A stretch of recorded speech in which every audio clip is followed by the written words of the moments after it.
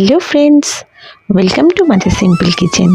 আশা করি যে যেখান থেকে আমার ভিডিওটা দেখছো, কাছে দূরে দেশে বিদেশে সবাই ভালো আছো। আজকে আমি তোমাদের সঙ্গে শেয়ার করব বেঁচে যাওয়া ভাত আর এক টুকরো চিকেন দিয়ে ভাত ভাজার একটা নতুন রেসিপি। সবাই আমরা ভাত ভাজাটা করে থাকি, কিন্তু আমি যেভাবে করেছি একবার ট্রাই করো, নিশ্চয়ই ভালো লাগবে। এর জন্য আমাদের দরকার বেঁচে যাওয়া ভাত। আমি এখানে এক বাটির মতন ভাত নিয়েছি দেখো, আর এক পিস চিকেন আছে আমার। এটা দিয়েই তৈরি করে ফেলবো ডিনার বা লাঞ্চের জন্য দুজনের জন্য অনায়াসে একটা রেসিপি। আমি এখানে পেঁয়াজ কুচি নিয়েছি, মিক্স ভেজিটেবল নিয়েছি আর আদা রসুন বাটা নিয়েছি। প্রথমে আমি এখানে দুটো ডিমের আমি পোচ করে নিচ্ছি। দেখো, জাস্ট কড়াইতে অল্প তেল দিয়ে আমি দুটো ডিমকে ভেঙে দিয়ে দিলাম আর পোচ করে নেব। কিছুক্ষণের জন্য ঢাকা দিয়ে রাখছি যাতে ডিমটা ভালো করে একটু কুক হয়ে যায়। তারপর হালকা নুন ছড়িয়ে আমি ডিমটাকে ফ্লিপ করে নেব যাতে কোনো দিকটা কাঁচা না থাকে। বেশ ভালোভাবে ভেজে নেব আমি ডিমটাকে। ডিম ভাজাটা করে আমি এটাকে আলাদা করে রেখে দিচ্ছি। দেখো, আমি এটাকে মাঝখান দিয়ে কেটে নিচ্ছি, নিয়ে আমি এটাকে ফ্লিপ করে নেব। তোমরা চাইলে এখানে এটাকে অ্যাভয়েডও করতে পারো, তবে এটা দিলে একটু নতুনত্ব হবে আর খুব খেতে ভালো লাগবে। দেখো, এখানে আমি ভেজে এটাকে তুলে রেখে দিচ্ছি। এটা আমি পরে লাস্টে ইউজ করব। দেখো, এবার আমি তুলে রেখে দিলাম। এই রেসিপিটা একটু সবাই করে থাকো, কিন্তু আমি একটু নতুনভাবে করেছি। আশা করি তোমাদের ভালো লাগবে আর অন্তত একবার ট্রাই করবে। এবার কড়াইতে আমি 1 চামচ ঘি দিচ্ছি।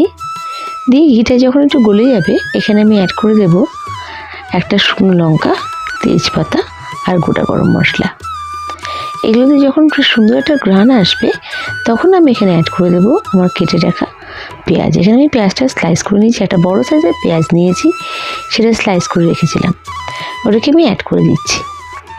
দেখো, পেঁয়াজটা ভালো করে আমি মিক্স করে নেব আর একটু হালকা ভাজা ভাজা করে নেব, হালকা নাড়িয়ে চাড়িয়ে। এরপর আমি যেটা অ্যাড করবো সেটা হচ্ছে আদা রসুনের পেস্ট। আমি এখানে 1 চামচ মতন আদা রসুনের পেস্ট অ্যাড করেছি। বেশ ভালো করে আমি মিক্স করে নিচ্ছি, ভাজা ভাজা করে নিচ্ছি।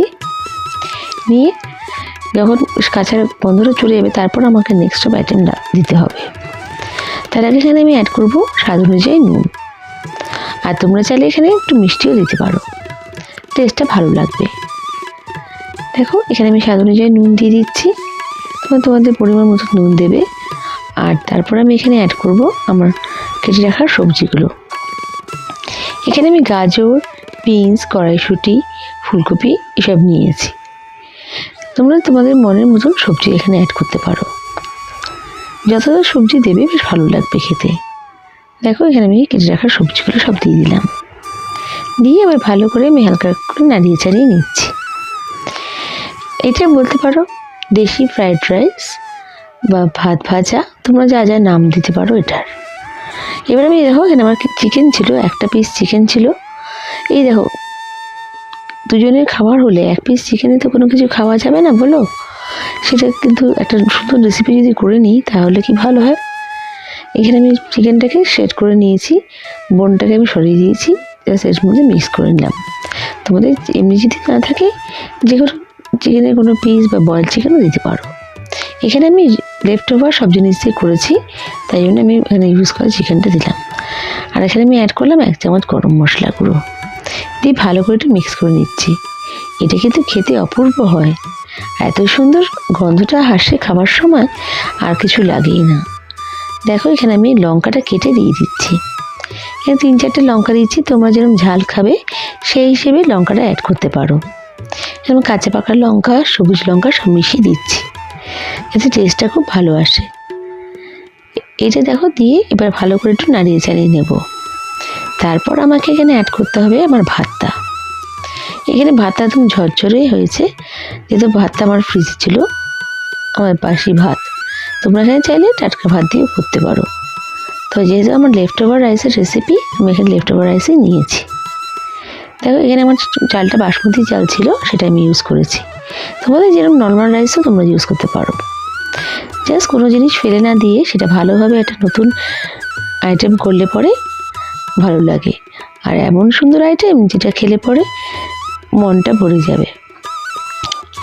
দেখো, এবার আমি ভালো করে মিক্স করে নিলাম। এবার তারপরে আমি এখানে অ্যাড করে দেবো ঘি। আমি এখানে 1 চামচ মতন ঘি অ্যাড করছি, দিয়ে ভালো করে একটু নাড়িয়ে চাড়িয়ে নিয়ে আমি সার্ভ করে দেবো। আমার রেসিপিটা কিন্তু একদম রেডি হয়ে গেছে। তোমরা চাইলে একটু ধনেপাতাও অ্যাড করতে পারো। বন্ধুরা, আমার রেসিপিটা যদি ভালো লেগে থাকে প্লিজ লাইক করো, আর নতুন বন্ধুরা আমাকে সাবস্ক্রাইব করে আমার পাশে থেকে যেও। বেল বাটনটা প্রেস করো যাতে আমার রান্নার নোটিফিকেশানগুলো সব থেকে প্রথমে তোমরা পেয়ে যাও। তোমাদের এক একটা লাইক কমেন্ট আমাকে মোটিভেট করে নতুন নতুন রেসিপি আসার জন্য। আর বন্ধুরা, তোমাদের লাইকটা কিন্তু আমার কাছে অত্যন্ত গুরুত্বপূর্ণ। আর বন্ধুরা, তোমাদের মিষ্টি মিষ্টি কমেন্টের জন্য অসংখ্য ধন্যবাদ। আমি সত্যি মোটিভেট হচ্ছি, আমার কাজে আগ্রহ বাড়ছে। দেখো, আমি এখানে এটাকে সার্ভ করে দিচ্ছি। এটা কিন্তু শুধু শুধু খেতেও খুব ভালো লাগে, বা চাইলে তোমরা একটু সাইড ডিশও এর মধ্যে সঙ্গে অ্যাড করতে পারো। আর বন্ধুরা, আমার এই রেসিপিটা কেমন লাগলো আমায় কমেন্ট করে নিশ্চয়ই জানিও। নেক্সট রেসিপি নিয়ে আমি আবার হাজির হয়ে যাব। তোমরা সবাই ভালো থেকো, সুস্থ থেকো। বাই।